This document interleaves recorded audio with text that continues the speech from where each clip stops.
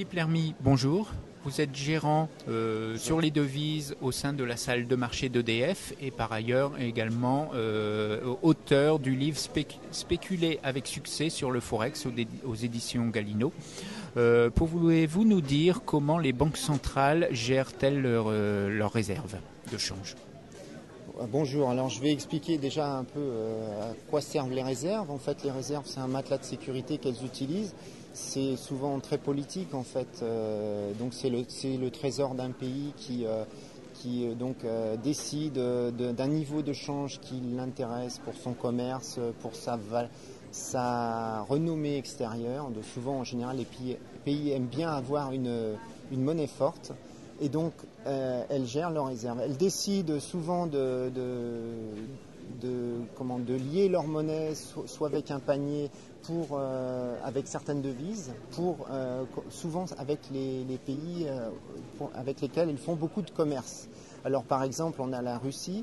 Elle a un panier qui est composé à 55% de dollars et 45% d'euros, puisqu'elle a beaucoup de commerce avec ces deux pays, en dollars pour le gaz, et puis en euros parce qu'on est on est quand même voisins, donc on a beaucoup de commerce avec eux. Et elles lient leur monnaie plus ou moins comme ça à des monnaies étrangères pour sécuriser leur commerce extérieur. Et il y a deux cas qui peuvent arriver avec les fluctuations sur le marché des changes. Soit la monnaie est constamment s'apprécie, la monnaie du pays en question s'apprécie. Ça a été le cas par exemple du yen, et la Banque centrale dans le passé était obligée constamment de vendre le yen. Et donc quand elle vendait du yen, elle achetait une autre monnaie, puisque sur le marché des changes, quand on vend une devise, on achète une autre. On est toujours avec deux actifs.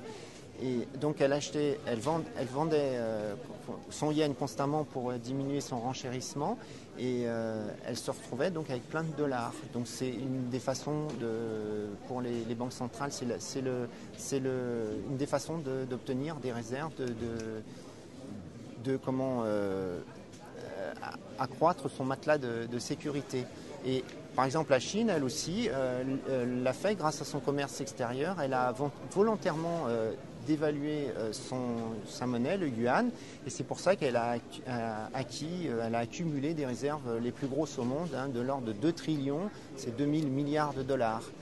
Donc ces réserves, elle peut les utiliser, c'est ce que compte finalement faire la Chine maintenant. Elle a décidé de faire un plan de 600 millions de dollars pour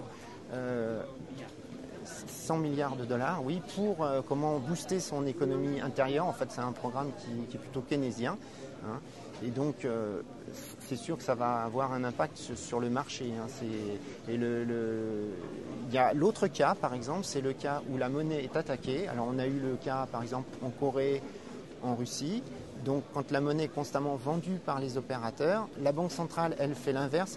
Elle veut maintenir la valeur forte de sa monnaie. Donc, elle achète le rouble. Elle vend le dollar pour acheter le rouble. Comme elle vend le dollar, elle déséquilibre son panier qui, comme je vous l'ai dit, était 55% dollars, 45% euros. Donc comme elle a vendu le dollar et qu'elle veut rééquilibrer son panier, elle est obligée d'acheter du dollar et elle vend l'euro. Donc elle se retrouve techniquement à intervenir sur l'euro-dollar, et ça c'est un des facteurs qui fait que l'euro-dollar baisse quand les devises émergentes sont attaquées. Philippe Lermy, merci.